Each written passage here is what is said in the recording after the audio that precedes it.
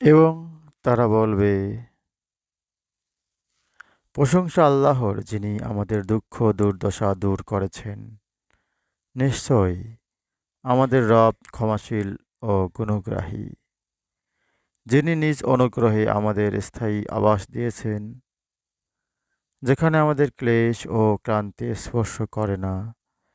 কিন্তু কাফিরদের জন্য জাহান্নামের আগুন বর্তমান, ওদের মৃত্যুও হবে না এবং ওদের জন্য দোজখের শাস্তিও লাঘব করা হবে না। এভাবে আমি প্রত্যেক কাফেরকে শাস্তি দিয়ে থাকি। সেখানে তারা আর্তনাদ করে বলবে, হে আমাদের রব, আমাদের নিষ্কৃতি দাও, আমরাও সৎ কাজ করব, পূর্বে যা করতাম তা করব না। আমি কি তোমাদের দীর্ঘ জীবন দেইনি যে? তখন কেউ কি বুঝতে চাইলে বুঝতে পারতে না? তোমাদের কাছে সতর্ককারীও এসেছিল। সুতরাং শাস্তি আস্বাদন করো, জালেমদের কোনো সাহায্যকারী নেই। আল্লাহ আকাশমণ্ডলী ও পৃথিবীর অদৃশ্য বিষয়ে অবগত আছেন। অন্তরে যা রয়েছে সে সম্বন্ধে তিনি সবিশেষ অবহিত। তিনি তোমাদের পৃথিবীতে প্রতিনিধি করেছেন, সুতরাং কেউ কুফরি করলে তার কুফরির জন্য সে নিজেই দায়ী। কাফেরদের কুফরি কেবল ওদের রবের ক্রোধই বৃদ্ধি করে এবং ওদের অবিশ্বাস ওদের ক্ষতি বৃদ্ধি করে।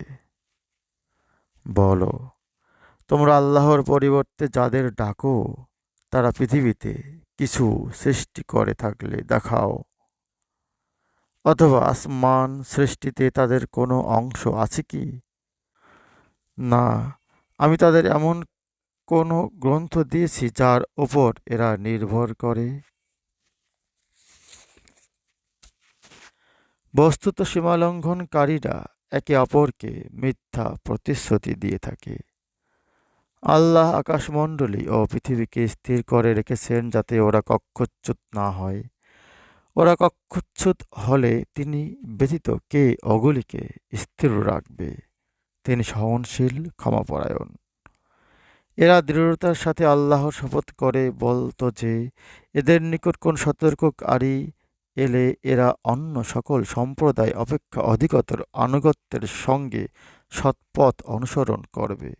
কিন্তু এদের নিকট যখন সতর্ককারী এলো, তখন তা কেবল এদের বিমুখতায় বৃদ্ধি করল। কারণ এরা পৃথিবীতে ছিল উদ্ধত এবং কূট ষড়যন্ত্রে লিপ্ত। কূট ষড়যন্ত্রকারীদেরই পরিবেষ্টন করে। এদের পূর্ববর্তীদের যা ঘটেছিল এরা তারই প্রতীক্ষা করছে। কিন্তু তুমি আল্লাহর বিধানের কখনো কোনো পরিবর্তন পাবে না এবং আল্লাহর বিধানের কোনো ব্যতিক্রমও দেখবে না। এরা কি পৃথিবীতে পরিভ্রমণ করেনি এবং এদের পূর্ববর্তীদের পরিণাম কি হয়েছিল তা কি দেখেনি? ওরা তো এদের অপেক্ষা অধিকতর শক্তিশালী ছিল। আকাশমণ্ডলী এবং পৃথিবীর কিছুই আল্লাহর বিধান ব্যর্থ করতে পারবে না। তিনি সর্বজ্ঞ, সর্বশক্তিমান। আল্লাহ মানুষকে তাদের কৃতকর্মের জন্য শাস্তি দিলে ভূপৃষ্ঠে কোনো জীবজন্তুকেই রেহাই দিতেন না। কিন্তু তিনি এক নির্দিষ্ট কাল পর্যন্ত তাদের অবকাশ দিয়ে থাকেন।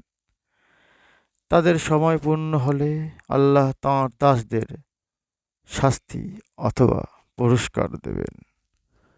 সূরা ফাতির আয়াত 34 থেকে 45। হে আল্লাহ পাক আমাদের সকলকে কোরআন বুঝে পড়ার তৌফিক দান করুন।